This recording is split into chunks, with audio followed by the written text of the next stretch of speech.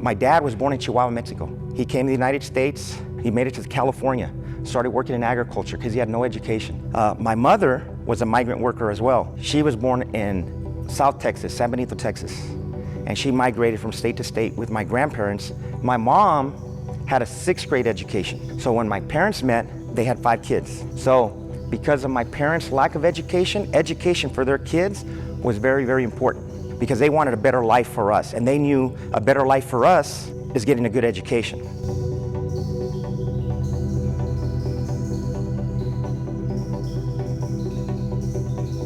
They'd encourage us to go to school, make sure we made the bus, because we always lived out in the country.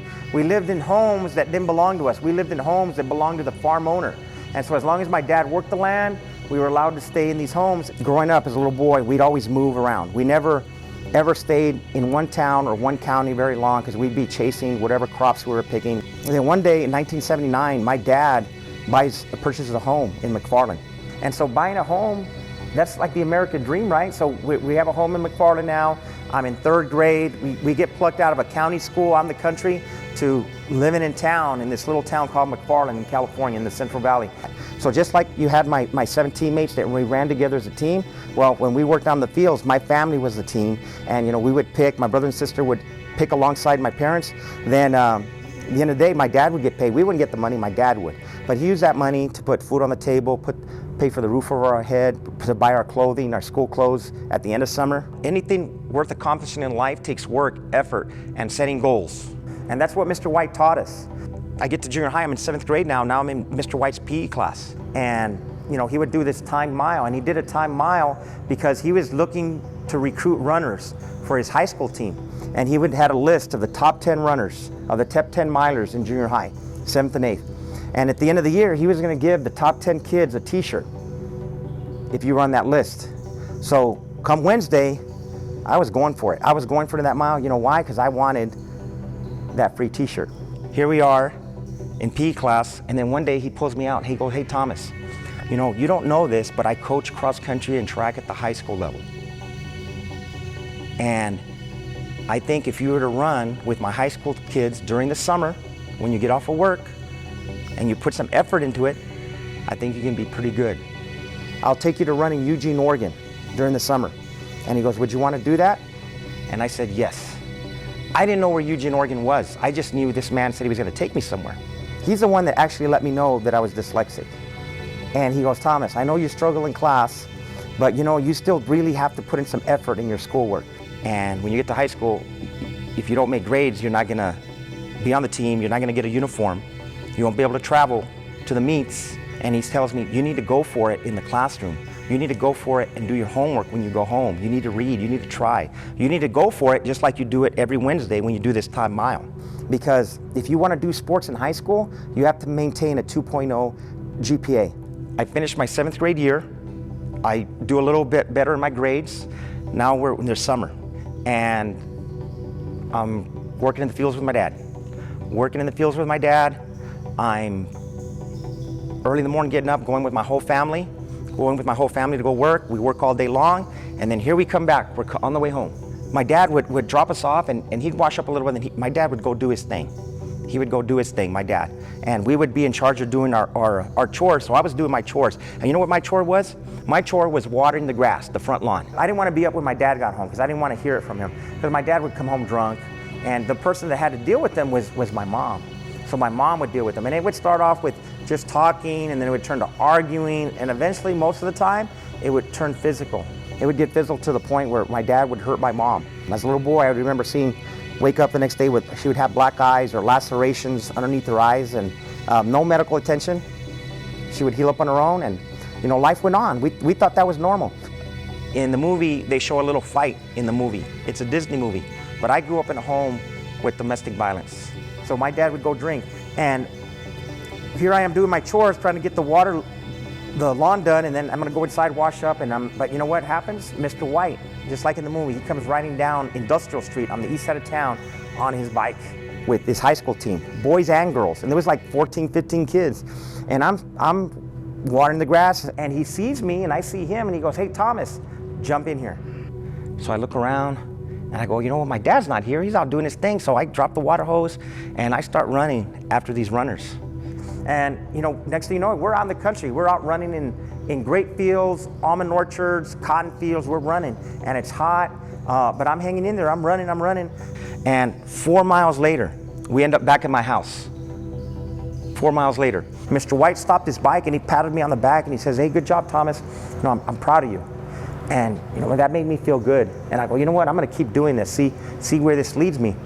And so here I am running some meets in junior high in the fall of '83, and I'm doing well. And I'm trying to qualify to the Southern California Championship, because that's the goal, to get to Southern California and compete. Well, I'm winning all my races. I'm training hard, but I'm training with the high school kids that are older, juniors and seniors in high school, and I'm looking up to these guys. These guys are my role models, right? So after practice sometimes, these guys would go do their thing. And what's that thing? They drink, and they were high schoolers. And so I wanted to be cool, and I didn't want to say no, and so they would offer me a beer. Then one day, I had too many. And these guys that are seniors in high school didn't know what to do with me. So they took me home. They took me home and knocked on my door. And when my mom opened the door, they walked away. My mom saw the state I was in. She took me into my room, started undressing me to put me to bed, to go to school the next day.